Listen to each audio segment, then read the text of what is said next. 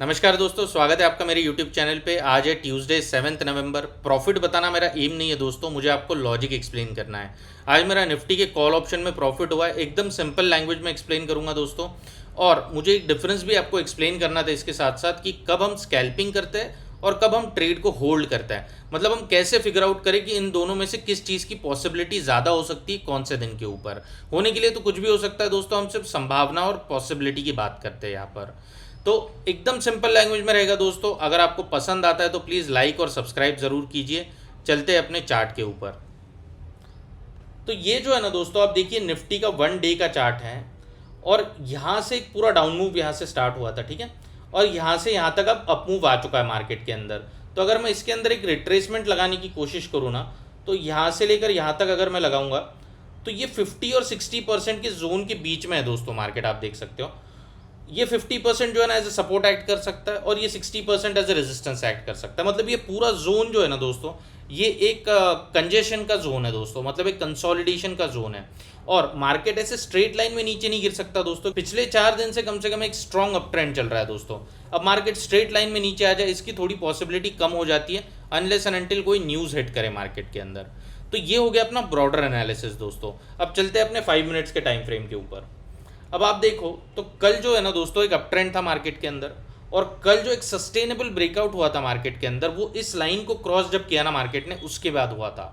अब आप देखिए कि ये जो ब्रेकआउट था ये तो फेल हो गया, मार्केट अंदर आ गया, इसलिए हम इसको इग्नोर कर रहे हैं। लेकिन मार्केट ने यहाँ पर कंसोलिडेट किया, यहाँ पर किया, यहाँ पर किया, काफ़ी टाइम यहाँ पर कंसोलिडेट किया है। इस लाइन के आप नीचे देख सकते हो यहाँ पर। और उसके बाद मार्केट ने जब ब्रेकआउट किया ना, तो एक सस्टेनेबल ब्रेकआउट आया और एक अप मूव आई थी मार्केट के अंदर। तो ये जो है ना दोस्तों, यहाँ पर मैंने एक लाइन ड्रॉ करके रखी थी कि यहाँ से एक सपोर्ट ले सकता है मार्केट।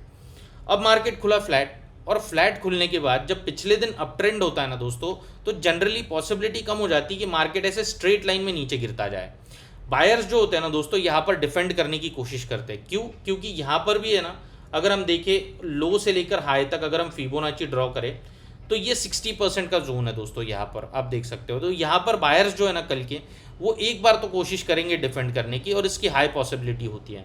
तो इसके चक्कर में मैंने दोनों चीज़ें यहाँ पर कोइंसाइड कर रही थी। 60% का जो रिट्रेसमेंट है, कल के जो वेव था पूरा अप ट्रेंड था उसका, और यहाँ से जो ब्रेकआउट दिया था मार्केट ने कल, वो दोनों चीज़ों का कोइंसाइड हो रही थी दोस्तों मार्केट इस लेवल के ऊपर। तो जैसे ही मार्केट यहाँ पर टकराया ना दोस्तों, मैंने अपना कॉल ऑप्शन बाय कर लिया था। 15 पॉइंट मैंने कैप्चर किए यहाँ से यहाँ तक, और मैं यहाँ पर निकल गया। अब यहाँ पर मैंने एक स्कैल्पिंग क्यों की दोस्तों? क्योंकि ये समझना इंपॉर्टेंट है कि मार्केट जो है ना कल के लो और कल के हाई के बीच में ट्रेड कर रहा है। तो अब आप यहाँ पे समझिए कि क्या जो मान लो सबसे पावरफुल सेलर है वो यहाँ पर बैठा है, और सबसे कल का पावरफुल बायर है वो यहाँ पर बैठा है। अब मार्केट अगर बीच में ट्रेड कर रहा है, तो आप खुद सोचिए, अगर ये इंसान कहीं डर रहा है क्या, और ये इंसान को कभी डर लगेगा क्या? डर बिल्कुल नहीं लगेगा दोस्तों, क्योंकि मार्केट उनके लेवल के आसपास आया ही नहीं है।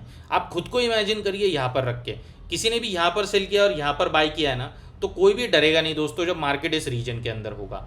ये लोग कब डरेंगे? मान लो ये लोग कब डरेंगे? जब मार्केट कंसोलिडेट करके इसको ब्रेक करेगा। और ये लोग कब डरेंगे दोस्तों? जब मार्केट नीचे आएगा और कंसोलिडेट करके इस लेवल को ब्रेक करेगा। और डरने का मतलब क्या है दोस्तों? अगर ये लोग डर रहे हैं तो इसका मतलब ये अपने पोजीशन को स्क्वायर ऑफ करेंगे। स्क्वायर ऑफ करेंगे इसका मतलब क्या होगा? अगर इन लोगों ने अगर सेल किया है तो ये बाय करेंगे, और इन लोगों ने अगर बाय किया है तो ये लोग सेल करेंगे। उसके चक्कर में क्या होगा? एक इम्पल्स डायरेक्शन में मूव आएगा, या तो ऊपर आएगा या फिर यहाँ से नीचे आएगा, ऐसा है वो। लेकिन जब मार्केट यहाँ पर है तो इनमें से कोई भी इंसान डर नहीं रहा है, इसके चक्कर में मार्केट यहाँ पर कंसोलिडेट कर रहा है दोस्तों। एक आपको कई बार लगता है ना कि यार ये मार्केट ऐसा ऐसा ऐसा ऐसा क्यों कर रहा है। हम लोग कई बार ऐसे उम्मीद करते बैठते हैं कि यार अब मूव आएगी, अब मूव आएगी, अब मूव आएगी, अब तो ब्रेकआउट देगा, अब तो ब्रेकआउट देगा। लेकिन ये ब्रेकआउट देता ही नहीं है दोस्तों। तो इसके पीछे लॉजिक क्या है ना, यही है कि जब ये डरेगा या ये डरेगा ना, तो जाके एक अच्छी मूव आएगी। अब आगे क्या हो सकता है कि मार्केट अगर कंसोलिडेट करता रहा करता रहा करता रहा, तो यहाँ पर new buyers and sellers accumulate होंगे दोस्तों। उसके बाद जब मार्केट किसी एक साइड पे ब्रेकआउट देगा ना, तो जाके एक छोटी सी मूव आने की पॉसिबिलिटी है। लेकिन एक ढंग की और अच्छी मूव आने की पॉसिबिलिटी दोस्तों, या तो ये लेवल कट हो जाए ऊपर की साइड में, या ये लेवल कट हो जाए नीचे के साइड में, ये वाला जो लो है वो कट हो जाए नीचे के साइड में, तभी जाके एक पॉसिबिलिटी बनेगी एक मूव आने की। वरना मार्केट यहीं पर कंसोलिडेट करता रहेगा। क्योंकि ये जो सेलर्स है ना दोस्तों, ये कोशिश करते हैं मार्केट को नीचे रखें, ये बायर्स कोशिश करते हैं मार्केट को ऊपर रखें। तो ये दोनों के दोनों क्या होता है ना, फाइट करते रहते हैं दोस्तों। और जब तक ये फाइट करते रहेंगे तब तक मार्केट कंसोलिडेट करता रहेगा। तो जनरली फिर मैं जो अपने ट्रेडिंग स्टाइल के अंदर फॉलो करता हूँ वो जनरली ऐसा है कि मार्केट जब पिछले दिन के हाई और लो के बीच में होता है ना, तो मैं उसके अंदर स्कैल्प करके निकलने की कोशिश करता हूँ दोस्तों। और जब मार्केट इसको और इसको नीचे क्रॉस कर दे या इसको ऊपर क्रॉस कर दे और एक सस्टेनेबल ब्रेकआउट मुझे दिख रहा है ना, तो जाके अपन थोड़े से टाइम के लिए होल्ड कर सकते हैं दोस्तों। अगर हम यहाँ पर कहीं भी ट्रेड को होल्ड करने की कोशिश करेंगे ना, तो हाई चांसेस है कि मार्केट फिर से नीचे आएगा और अपने स्टॉप लॉस को हिट कर सकता है। और आप नोटिस करना कि आज का जो दिन है ना दोस्तों, यहाँ पर प्रीमियम भी बहुत ज़्यादा मूव नहीं होते हैं, टाइम डीके बहुत ज़्यादा होता है यहाँ पर। क्यों? क्योंकि ना कॉल सेलर डर रहे हैं ना पुट सेलर डर रहे हैं दोस्तों, कोई भी डर नहीं रहा। इसके चक्कर में ये मार्केट यहाँ पर कंसोलिडेट कर रहा है। कंसोलिडेशन के बाद कहाँ पर ब्रेकआउट करता है वो एक अलग बात है, लेकिन मैं सिर्फ अभी की बात कर रहा हूँ दोस्तों। तो ऐसे ही सिंपल लैंग्वेज के अंदर अगर आपको समझना है ना दोस्तों, तो प्लीज़ मेरे चैनल को लाइक कीजिए और सब्सक्राइब कीजिए।